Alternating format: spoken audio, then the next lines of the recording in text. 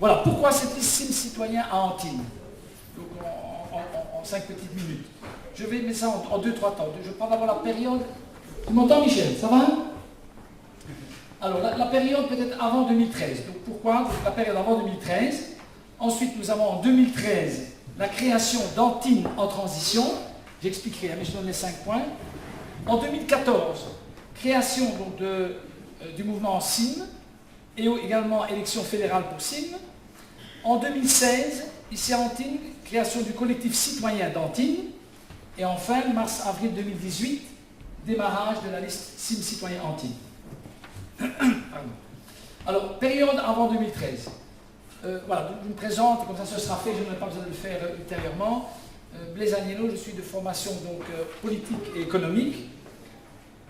Après mes études, j'ai été voir un peu les partis, etc. Mais j'en sortais souvent 15 jours ou 3 semaines après.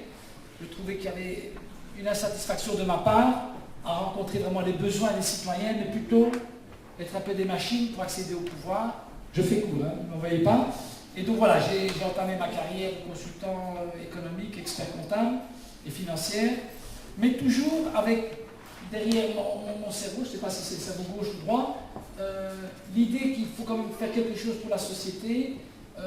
Les partis, malheureusement, il y a des bonnes choses aussi, bien entendu, mais n'étaient pas suffisamment au niveau de la représentation des citoyens et de me dire, un jour ou l'autre, il faudra mettre en place quelque chose. Voilà, ça c'est la période avant 2013. 2013, donc, je suis un des fondateurs de Antibes en transition. Alors, qu'est-ce que c'est Antibes en transition? En quelques mots, c'est face justement à nos sociétés qui ne vont pas toujours dans le bon sens. Beaucoup de citoyens, notamment Rob Hopkins, c'est ça Jean-Pierre, en Angleterre, s'est dit, nous citoyens, nous essayons d'aller vers une transition, vers une meilleure société. Et concrètement, les 3 axes importants étaient le pic pétrolier, le réchauffement climatique, il y a aussi toute la spéculation économique et financière et une participation citoyenne. Et beaucoup de citoyens, beaucoup de villes en transition ont initié ce cheminement. Je crois que maintenant, je passe au contrôle de Jean-Pierre, plusieurs milliers de villes, je pense, dans le monde, où des citoyens se mettent en mouvement. Donc à Antibes, création de Antibes en transition, avec Jean-Pierre et d'autres personnes ici présentes, Denis qui est présent ici aussi. Concrètement, qu'est-ce que c'est pour Antibes? C'est des groupements d'achat communs, ici à la Bourrie, où on achète donc du pain, de la viande, des poulets, du poisson, de la bière, mais la bière on a sur place, c'est facile. Groupement d'achat commun, un potager collectif, Jean-Pierre est maître en la matière, du Ripper Café. Ripper Café, c'est justement 2-3 personnes qui sont des réparateurs, justement contre cette obsolescence programmée, de dire non, une machine après 3-4 ans, on peut lui donner une 2e ou 3e vie. Voilà pour le Ripper Café. Des donneries, on organise aussi des donneries, par l'intermédiaire de Marie, qui n'est pas là aujourd'hui, etc. On a fait aussi des conférences sur le TTIP. Voilà pour Antibes en transition. Alors, en 2014, donc, je crée donc, le mouvement CIM, qui était au départ Citoyen lycée du Monde, qui est devenu maintenant Citoyen en mouvement. Et après quelques mois, nous essayons d'attaquer, le mot n'est pas beau, nous nous présentons aux élections fédérales. Et là, j'ai vite compris, après avoir fait toutes les signatures, payées et être en ordre, que finalement les médias ne me donnaient aucune chance. Je vous donne une petite anecdote, mais qui est assez révélatrice. J'ai eu M. Jacques Kremers, directeur politique RTP, je pense, à l'époque, et de lui dire, voilà, c'est quand même pas normal, nous sommes un petit mouvement, nous avons payé, nous avons les signatures, on est en bon ordre, et vous ne donnez même pas une minute de visibilité au niveau des médias.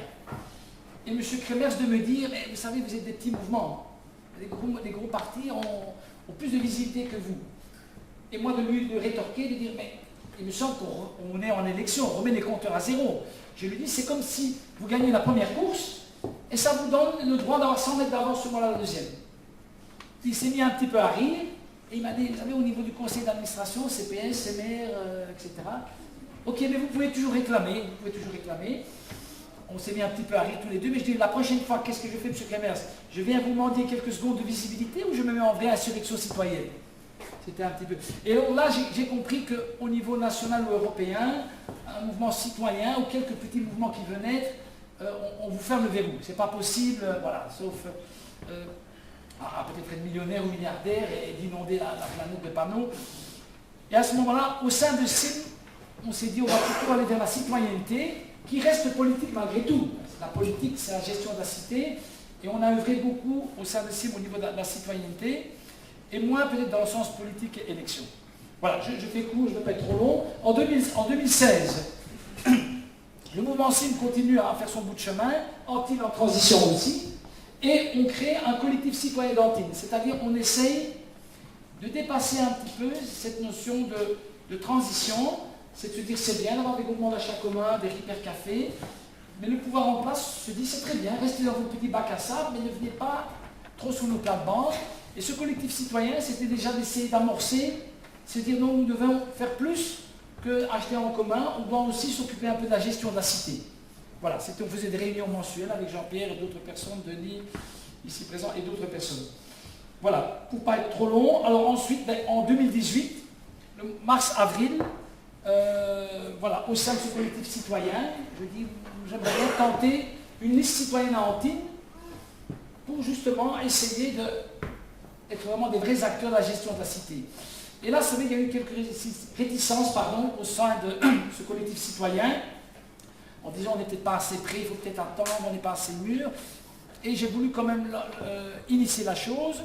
Pour faire très court, plusieurs personnes m'ont rejoint, et maintenant il y a une vraie dynamique. Au jour d'aujourd'hui, on a une liste complète, on a une vraie dynamique maintenant citoyenne qui est engagée.